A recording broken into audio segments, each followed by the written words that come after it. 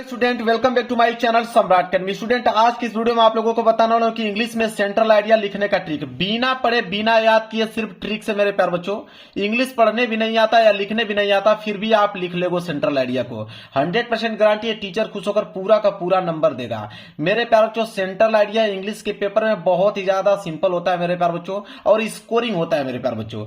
चाहे आप class 10th का पेपर दे रहे हो चाहे आप क्लास 12th का पेपर दे रहे हो, सेंट्रल आइडिया तो दोनों के ही पेपर में मेरे प्यार बच्चों पूछा जाता है। चाहे अन्य किसी भी तैयारी अगर कर रहे होगे ना जिसमें सेंट्रल आइडिया पूछा जाता है तो इस ट्रिक की मदद से दुनिया का कोई भी सेंट्रल आइडिया आएगा किसी भी एग्जाम का आएगा तो उसको आप आसानी से लिख पाओगे। मेरे प्यार बच्चों मेरे पास एक पेपर है और इस पेपर में जो सेंट्रल आइडिया मैं दिखाता हूं आप लोगों को। देखिए इस पेपर में सेंट्रल आइडिया यहां दिया है। ये क्लास 10th का पेपर है, ठीक है, जिसमें बोला है कि right the central idea of any one of the following poem. कह रहा है कि यहाँ पे इन अबाउट 40 to 50 वर्ड कह रहा है कि कम से कम 40 से लेकर 45 शब्दों में सेंट्रल आइडिया आपको लिखना है। यहाँ पे 3 नंबर के लिए सेंट्रल आइडिया पूछा गया है और ए बी सी 3 ऑप्शन है, या तो द ट्रीज का लिखिए या तो फॉग का लिखिए या तो फायर एंड आइस का लिखिए। इन्हीं तीनों लोगों में से किसी एक का सेंट्रल आइडिया आप लोगों को लिखना है। नहीं आ रहा है आप लोगों को तो कैसे लिखोगे? 0%। मैं बता रहा हूं कि जिसको 0% भी नहीं आता है मेरे पास उसी के लिए वीडियो बना रहा हूं। जिसको आता है वो लिखेगा सही सही, जिसको नहीं आता है वो मेरे ट्रिक से लिखेगा और उतना ही नंबर मिलेगा जितना कोई लड़का सही लिखा होगा।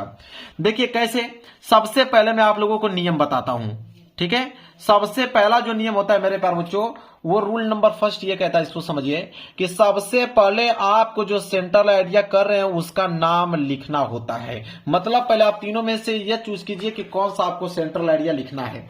तो आप देखें कि 3 आपके पास ऑप्शन है। अगर आपको लग रहा है कि नहीं आप फायर एंड आइस पे लिखना चाहते हैं तो बिल्कुल फायर एंड आइस पे लिख सकते हैं, कोई दिक्कत नहीं है। तो सबसे पहले लिखना प्रारंभ कैसे करोगे बोर्ड एग्जाम की कॉपी पे वो दिखाता हूं। ये है बोर्ड एग्जाम की कॉपी।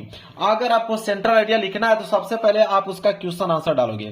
क्वेश्चन नंबर था 28, तो आपको यहां पे लिखना पड़ेगा कि आंसर टू क्वेश्चन नंबर, यहां पे हेडिंग बना के लिखना पड़ेगा आपको कि आंसर टू क्वेश्चन नंबर। देखिए आंसर टू क्वेश्चन नंबर हो जाएगा आपका 28, ये हो जाएगा आपका 28। अब क्या करोगे, स्केल की सहायता से इसके नीचे मेरे प्यारे बच्चों अंडरलाइनिंग करोगे। देखिए अब इसके नीचे हम लोग क्या करेंगे, अंडरलाइनिंग करेंगे। अब यहां पे अंडरलाइनिंग इसलिए की जाती है ताकि दिखने में आकर्षक लगे, ठीक है। अब यहां से मैंने अंडरलाइनिंग कर दिया है आंसर टू क्वेश्चन नंबर 28। अब 28 में 3 ऑप्शन था, एक आपका ए था, बी था, सी। अब तीनों में से कौन करना चाहते हो आप? अगर सी वाला करना चाहते हो तो आप यहां पे लिखोगे कि सी वाला करना चाहते हो। क्या है, फायर एंड आइस, तो उसका नाम लिखना पड़ेगा आपको कि आप फायर एंड आइस का करने वाले हो। फायर एंड आइस का करने वाले हो आप सेंट्रल आइडिया। अब इसके नीचे भी आपको स्केल की सहायता से अंडरलाइनिंग करना पड़ेगा। अंडरलाइन कंपलसरी नहीं है लेकिन आप चीजों को बेहतर करने के लिए, बेहतर दिखाने के लिए आप अंडरलाइनिंग करते हो, ठीक है। तो फायर एंड आइस आपने लिख दिया। अब सेंट्रल आइडिया लिखने वाले हो तो यहां पे आपको डालना पड़ेगा सेंट्रल आइडिया। मैंने क्या बोला, यहां पे आपको डालना पड़ेगा सेंट्रल आइडिया।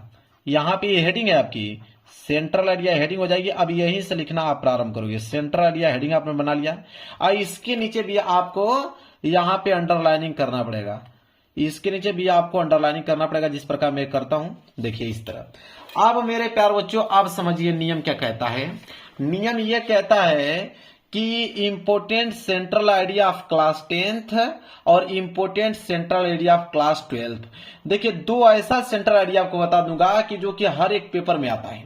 चाहे आप क्लास 10th में हो तो क्लास 10th वाले में ये आता है, क्लास 12th वाले में आता है।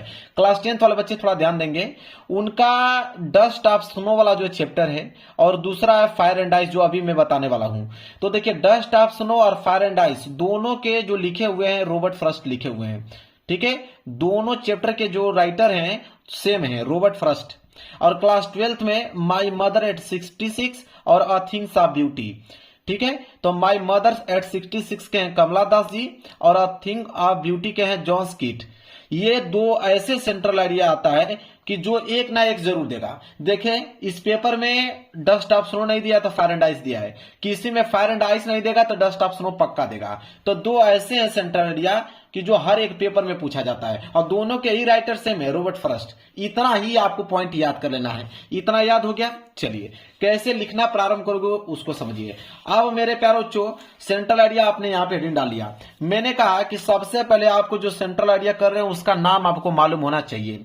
रूल नंबर सेकेंड ये कहता है कि उस सेंट्रल आइडिया के राइटर का नाम और उन दोनों को आपको हाईलाइटेड करना है। दो ही पॉइंट आपको याद करना है कि किस चैप्टर का लिख रहे हो, तो चैप्टर का नाम तो यहीं से देख के मिल चल जाएगा कि आप फायर एंड आइस का लिख रहे हो। मेन है आप लोगों का उनके राइटर का नाम। तो मैंने आप लोगों को बता ही दिया कि दो ऐसे हैं मेरे प्यारे बच्चों, एक आपका डस्ट ऑफ स्नो, एक फायर एंड आइस। दो ऐसे हैं जिनके राइटर रॉबर्ट फ्रॉस्ट हैं। सिर्फ आपको रॉबर्ट फ्रॉस्ट एक वर्ड आपको याद करना है, रॉबर्ट फ्रॉस्ट, ठीक है। और क्लास 12 वाले बच्चे माई मदर एट 66 के कमला दास और थिंग्स ऑफ ब्यूटी के कौन है मेरे प्यार जो जॉन स्कीट। अब देखिए यहां से सेंट्रल आइडिया लिखना है फायर एंड आइस का। लिखना कैसे प्रारंभ करेंगे, सबसे पहले आप लिखिए द पोएम।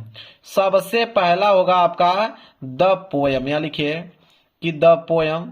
द पोएम लिखने के बाद मेरे प्यारे बच्चों आप चैप्टर का नाम लिखोगे और जब भी चैप्टर के नाम को लिखोगे आप ब्लैक पेन से लिखिएगा और उसको डबल इन्वर्टेड कामा के अंदर लिखना है। तो यहां पे डबल इन्वर्टेड कामा बनाओगे और चैप्टर का नाम क्या है फायर एंड आइस, तो उसको ब्लैक पेन से आप लिखोगे कि fire and ice. Fire and ice लिखने के बाद डबल इन्वर्टेड कामा अंदर उसको कर देंगे हम लोग क्लोज। इतना हो गया कि the poem fire and ice. इसके बाद मेरे प्यार तो लिखोगे हैज बीन। क्या लिखोगे, हैज बीन कंपोज्ड बाई। उसको कौन कंपोज्ड किए हैं, चाहे रिटेन बाई भी लिख सकते हो मेरे प्यार को, कोई दिक्कत नहीं है। हैज बीन रिटेन चाहे कंपोज्ड बाई लिखिए कि the poem fire and ice has been composed by. कौन कंपोज किए हैं, तो फायर एंड आइस के रॉबर्ट फ्रॉस्ट मेरे प्यार बच्चों। तो उनको भी डबल इन्वर्टेड कामा के अंदर लिखना है, वो भी ब्लैक पेन से। तो रॉबर्ट फ्रॉस्ट है तो लिखोगे आप रॉबर्ट फ्रॉस्ट, ठीक है। इसके बाद यहां पे क्लोज कर दोगे। अगर आपके मेरे प्यार बच्चों में दिखा देता हूं, अगर फायर एंड आइस रहता Robert Frost, dust of snow रहता Robert Frost, my mother at 66 रहता तो यहां पे कमला दास लिखते हैं। अगर यहां पे आपका थिंग्स ऑफ ब्यूटी रहता तो आप जॉन स्कीट लिखते हैं। बस इतना ही आपको याद करना है। दोनों को बता रहा हूं ना, क्लास 10th और 12th दोनों का कवर कर रहा हूं एक ही बार में। तो क्लास 10th वाले बच्चे ध्यान दें कि the poem fire and ice has been composed by Robert Frost. Clear हो गया। अब आगे लिखोगे मेरे प्यार बच्चों एक लाइन और कि द पोएट, यहां से लिखना प्रारंभ करोगे कि the poet has been cleared. The poem has been cleared. ठीक है। अब मेरे प्यारों को यहां पे फुल स्टॉप लगा दीजिए। अब कुछ समय आपको कुछ याद करने की जरूरत नहीं है। अब कम से कम इतना दूर तक आपको कम से कम सेंट्रल आइडिया लिखना है, कम से कम इतना पेज तक। अब आगे को कुछ आपको समझ नहीं आ रहा कि अब हम करेंगे क्या। तो अब मेरे प्यारों को करोगे क्या आप कि आपके इंग्लिश के पेपर में पैसेज दिया होगा, मैं दिखा देता हूं। आपके इंग्लिश के पेपर में पैसेज दिया होगा, आप देख सकते हैं। तो पैसेज दिया है तो आपको बीच में से कहीं पे उठाकर, मान लीजिए पैसेज आपका आ गया तो बीच में से कहीं उठा लीजिए। मान लीजिए यहां पे उठा लिया आपने, लेकिन जो वेन है वेन को काट लीजिए। कभी भी लिखिएगा तो WH वर्ड को हटा दीजिएगा। अकबर है ना कि Akbar was only 1 years old. He has taken from his parents and was brought up in Persia by Bairam Khan. ठीक है। यहां करते करते कहां तक आ गए, यहां तक। ये पूरा का पूरा 4 लाइन जो है मेरे प्यारों बच्चों बिंदास बिना सोचे समझे, ठीक है, डरने की कोई बात नहीं है, बिंदास उसके आगे मेरे प्यारों बच्चों लिखते चले जाइए। जब इसको आप लिखते चले जाइएगा तो ये आपका पेज लगभग जाते जाते यहां पर भर जाएगा, यहां तक भर जाएगा। इतना बड़ा सेंट्रल आइडिया बहुत होता है। अब एग्जामिनर के पास इतना समय नहीं होगा कि एक एक वर्ड पढ़ता है वो। अगर इतना अच्छे से आपने इतना लिख दिया है कि क्वेश्चन नंबर यहाँ पे 28 आपने डाला है, फायर एंड आइस आपने डाला है, चैप्टर का नाम आपने सही लिखा है, चैप्टर के राइटर का नाम आपने सही लिखा है, तब क्या आगे पढ़ के वो करेगा, कुछ पढ़ेगा ही नहीं। 2 चीज मेन होता है, चैप्टर का नाम और चैप्टर का राइटर कौन है। जब उसको इतना ही पॉइंट मिल गया तो आगे पढ़ने की जरूरत नहीं है। लाखों कापियां होती हैं चेक करने के लिए, तुरंत यहीं से नंबर आप लोगों को 3 में 3 नंबर देके आगे बढ़ जाएगा। तो यह है सेंट्रल आइडिया लिखने का ट्रिक मेरे प्यार बच्चों। आई होप आपको क्लियर हो गया होगा, थोड़ा भी डाउट नहीं होगा। जाइए किसी भी एग्जाम की तैयारी करो, चाहे आप क्लास 10th में हो, 12th में हो, BSc में हो, कहीं पे भी पेपर की तैयारी करो, सेंट्रल आइडिया बस आ जाए, नियम यही लगेगा।